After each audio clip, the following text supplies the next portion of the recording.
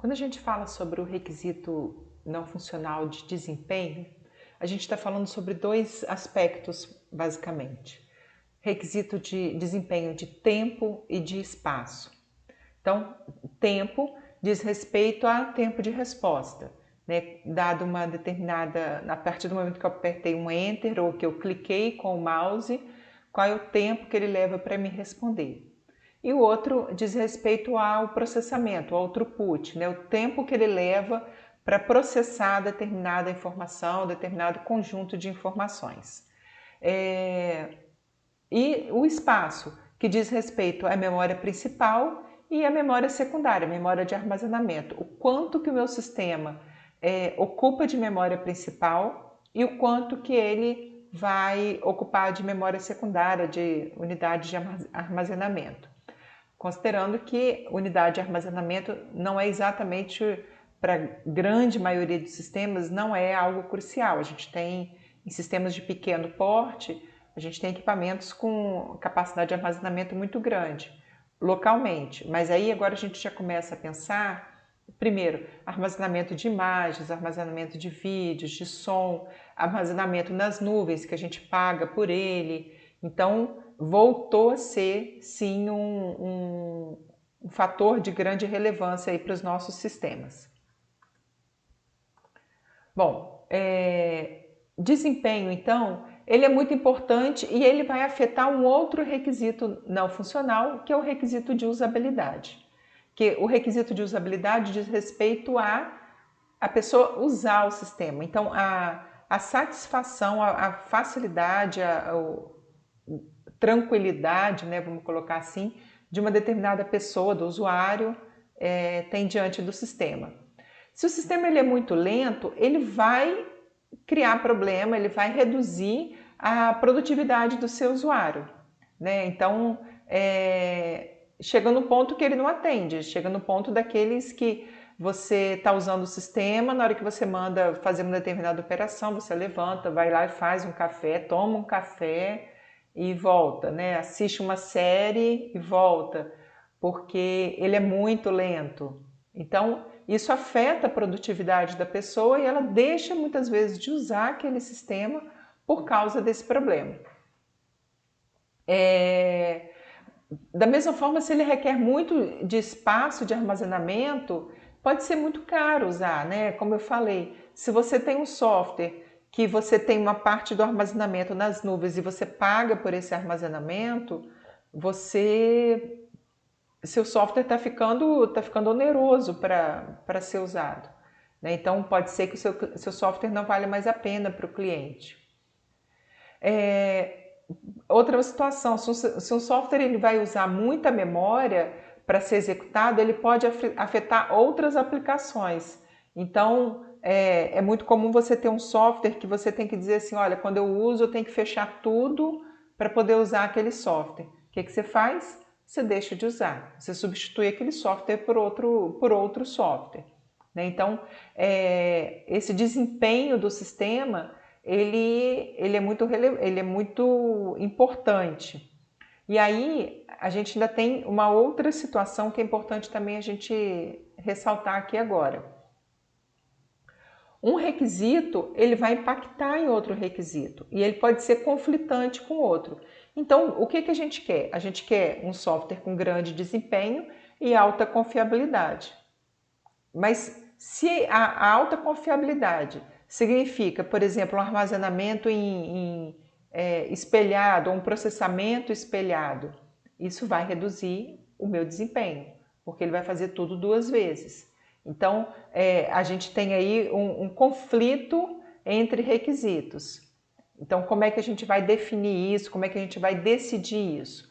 Provavelmente eu não vou ter o desempenho que eu esperava, em detrimento a melhorar né, para conseguir melhorar aí a confiabilidade do meu sistema. E aí, quando a gente fala de requisitos de desempenho, então a gente fala de requisitos de resposta, requisitos de processamento e requisitos de temporização. Requisitos de resposta e requisitos de espaço também, né? Requisitos de resposta diz respeito ao tempo de resposta de um sistema de software que seja aceitável para o usuário. Também diz respeito ao tempo de timeout, tá? Bom, o que significa isso? O tempo de resposta, ele depende da operação e depende do contexto ali, né? Então, por exemplo, quando eu pergunto, um tempo de resposta de 5 minutos é alto ou baixo? Se você está fazendo, por exemplo, um atendimento a um cliente no balcão, 5 minutos para concluir, para fechar uma venda é uma eternidade, imagina. A cada vez que você terminar de vender, você esperar 5 minutos, o cliente olhando para você, para ele finalizar uma operação. Agora, se eu disser assim, leva 5 minutos para eu tirar um relatório que traz o histórico, uma estatística de todas as vendas do último mês. É um estalar de dedos, porque é uma informação que requer muito processamento e não é uma coisa que vai impactar, por exemplo, na qualidade do meu atendimento, etc. E não é uma informação que eu preciso a todo instante, né? Então, 5 minutos é um tempo razoável para uma determinada operação, mas é um tempo crucial e inviável para outra operação. Requisitos de processamento ou throughput, né, que é a vazão do sistema, especifica a quantidade de dados que deveria ser processada num determinado período de tempo. O exemplo seria exigir que um sistema de software possa processar, por exemplo, no mínimo 6 transações por segundo. Tá? Então, quantos atendimentos ele pode fazer, quantas requisições ele pode atender num determinado instante. Voltando ali no tempo de resposta, né, que eu falei também, que diz respeito ao tempo de timeout.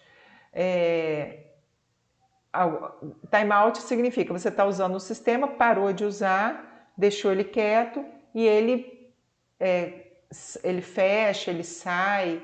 Então é muito comum, por exemplo, em sistemas bancários ou sistemas que o usuário, né, de uso exclusivo, que ele tem que fazer algum despacho, que ele tem que fazer alguma operação que sigilosa, então para evitar dele esquecer uma tela aberta e alguém poder chegar e usar. Requisitos de temporização especificam quão rapidamente o sistema deve coletar dados de entradas de sensores antes que outras leituras de dados sejam feitas, antes, né, que ele faça outras entradas de dado. Assim, por exemplo, poderia ser especificado que o sistema deveria efetuar leitura de dados 5 vezes por segundo como condição mínima. Né? Então, por exemplo, para você ter um determinado acesso, para ele autorizar uma determinada operação, quantas vezes ele precisa fazer, qual a temporização necessária para fazer aquele acesso. E a gente fala também de requisitos de espaço. Aqui a gente pode falar sobre memória principal e secundária, né? Memória também de armazenamento, memória de massa. Por exemplo, uma memória principal para executar uma aplicação pode ser considerada como um requisito de desempenho, já que se você ocupa muita memória, você vai impactar aí na qualidade do sistema, na qualidade de processamento, ele vai tornar o processamento mais lento, ou ele pode até gerar falhas naquele processamento, porque ele não tem o espaço de memória suficiente para executar. Então é importante observar que o desempenho depende da interação existente entre os componentes de um sistema de software e, portanto, está muito associado à arquitetura do software. Né? Então, por que eu uso muita memória? Provavelmente eu estou com uma arquitetura de software que não está bem preparada para aquilo, né? Eu estou com muitas classes que estão ativas naquele momento, eu tenho que reorganizar isso. Ou então ele faz muitas coisas em duplicidade, enfim. Bom, nesse caso, os mecanismos de comunicação utilizados pelos componentes de um sistema têm influência sobre o desempenho obtido, e desempenho está relacionado a outros requisitos que não são funcionais, tá? Por exemplo, a confiabilidade melhora, o desempenho está relacionado a outros requisitos não funcionais. Tá? Então, a confiabilidade melhora com o uso dos componentes redundantes, mas, como eu falei, perde um pouquinho no desempenho. Então, sempre a gente tem que analisar o que é importante quando a gente tem esses conflitos. Qual vai ser a estratégia que a gente vai usar para resolver esses conflitos aí.